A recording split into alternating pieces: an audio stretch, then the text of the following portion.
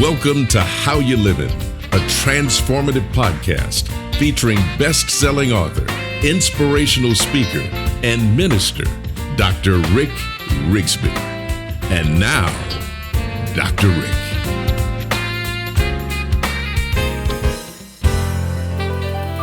Hello, friends. Thanks so much for listening. This episode is part of our ongoing conversation titled The Essence of Greatness. This series is based on the belief that not everyone will be successful. Everyone can be successful. We all have the capacity, but not everyone is willing to pay the price for success. This is a series born as a result of my health journey over the past few years. You see, after decades of failed attempts, I literally convinced myself that I could not lose weight. I had thoughts like, I can't, or it's too hard, or what's the point? I'm just meant to be big. Well, I decided a few years ago to change my thinking. As a result, I've lost over 100 pounds and I'm healthy for the first time in years. I've also learned some invaluable, transformative, life-changing lessons along the way. One huge lesson was facing and answering the why question. A pivotal lesson here, the why question. Why should I lose weight? Why should I endure the pain? Why should I go through this? The answer became so blatantly obvious that I could no longer run from facing a certain future of poor health and all the devastating consequences that accompany such a condition, not just for me, but for my family as well, all because I couldn't control my impulses. The lesson is simple. If we don't know why we should transform our lives, we won't transform our lives. It was British statesman Francis Bacon who said on one occasion, the duty and office of rhetoric is to apply reason to imagination for the better moving of the will. Translation, reason moves the will. And for me, the why offered reasons that motivated me to change my life and withstand the pain. So part one of this series is subtitled The Pain of Success.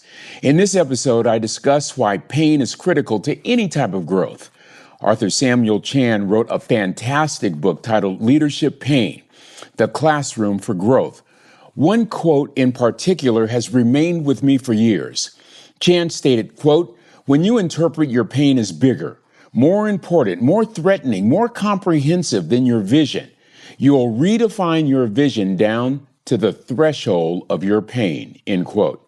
In summary, without pain, there is no growth. And if we cannot answer the why question, we'll become reluctant to endure the pain. Part two is subtitled The Blueprint for Success. Here's the thesis. The choice you make when facing hard in life determines everything else. Remember what my previous thinking was? I'm not changing my life because it's too hard. Friends, success has a price tag. The price tag is called hard. If it was easy, everyone would be successful. If you believe this, as I do, that great people do things that others don't, try beginning your day with this motto: do hard better.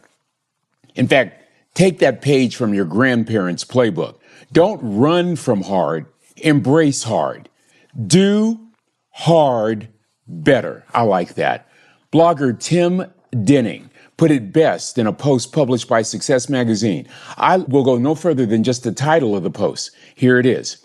If your life sucks, it's proof that you need to do more hard things. I love that. Part three of this series is subtitled Becoming Comfortable Being Uncomfortable.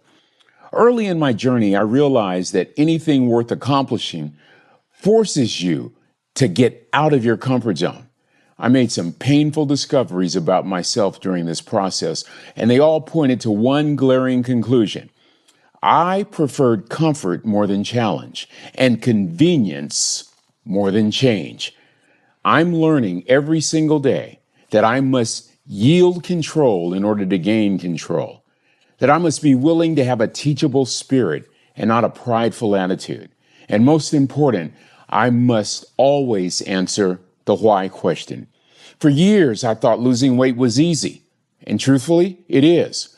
What's hard is the daily commitment to the process and learning to become comfortable being uncomfortable with relinquishing control, challenging old assumptions and habits, developing that teachable spirit, understanding the power of emotions, and a big one for me, learning the difference between hunger and need. Losing weight is easy. Transforming your life is hard. It's uncomfortable. The question is this: if you're not satisfied with your current state, are you willing to pay the price being uncomfortable requires? I will never forget the words of author Samuel Chan in the Leadership Pain book. He said, "Growth equals change. Change equals loss. Loss equals pain. So inevitably, growth equals pain." If we're not willing to buck the trend and live with discomfort, we should not expect to grow. Seemingly, our unwillingness to be uncomfortable is rooted in habits and patterns we're reluctant to challenge, even if they don't offer the desired results. You see, it's a lot easier to do the familiar and avoid the pain of growth than risk changes that might disrupt our routines. Disrupt, a powerful word, and a perfect transition for this episode that I've simply subtitled Disruption. Disruptive thinkers add huge value to any organization. Such thinkers drive organizational change with innovative and creative solutions by challenging existing paradigms. These thinkers perpetuate forward progress with creativity that demands they remain ahead of the constantly evolving environment. They think outside the box, which always motivates them to see things that others may not. I've heard it stated that if all you see is what you see, you don't see all there is that needs to be seen. Winston Churchill, for example, was a disruptive thinker. In fact, Winston Churchill disrupted the collective thinking of Great Britain during World War II. How about Martin Luther King Jr.? He was a big-time disruptive thinker. He not only challenged the existing norms in society with regard to race relations and segregation, but he disrupted the thinking of co-civil rights workers by suggesting that they not hate their oppressor, but they love their oppressor. Wow, you talk about disrupting one's thinking. I love March Madness, the NCAA's college basketball tournament, which, by the way, is occurring as I tape this podcast. It's been so exciting to watch the women's teams become the story this year. Their skill, their execution, and competitiveness have not only pushed the women to the forefront of the tournament, but their play and the emergence of several superstars have combined to literally disrupt the collective mindset of college basketball. It is awesome. And America has fallen in love with women's college basketball. I want to close this episode by sharing one of my favorite stories that demonstrates the power of disrupting our thinking. You may not know his name. His name is Mark Randolph, but I can state with confidence you've certainly heard of his company. But first, the backstory, as recorded in Randolph's book, That Will Never Work. Here's the backstory. Back in the 1990s, Blockbuster was king of the video world. Do y'all remember going to Blockbuster back in the 90s?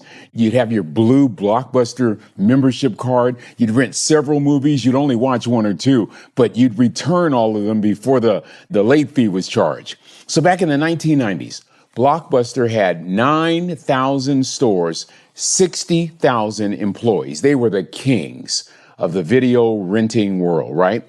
Mark Randolph and his business partner, Reed Hastings, secured an appointment with Blockbuster's corporate folks. Here was the pitch. We'll give you 49% of our company if you allow us to be your online video rental arm.